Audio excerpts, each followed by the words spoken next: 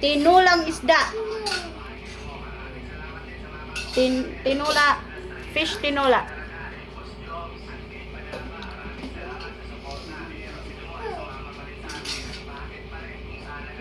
Mga unta ninyo. So, nami isda din.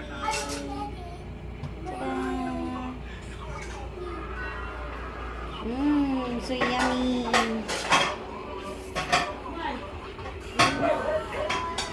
Unta. Aray. Nawa ay. Naw kayo. Isda na sa datong kaunon. Tada! Lami kayo. Lami kayong isda.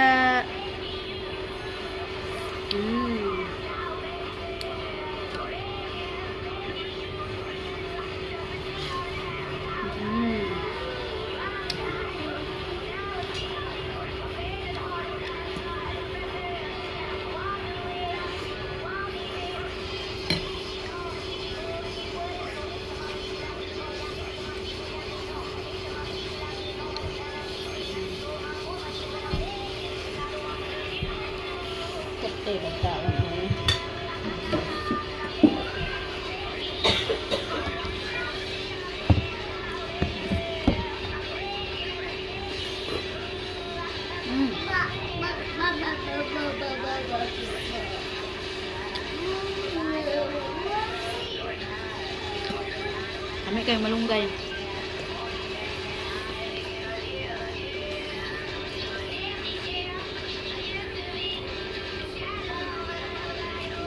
Dahil isda dahil.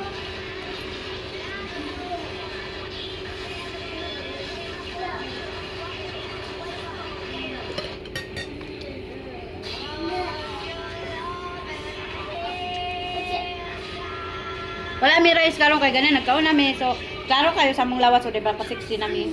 Good morning. Dami na siya. Ginagyan kayo ko Alas 5:30 ng hapon, ang langit ay nagkukulay abong putik na habang umiihip ang malamig na simoy ng hangin. Nakatingin ang 18 anyos na dalagang si Elsa sa binata. Pinagmamasdan ang mga sanga ng puno sa labas ng bakuran nila na mahinang humahampas sa bubong ng may kalumaan nilang bahay.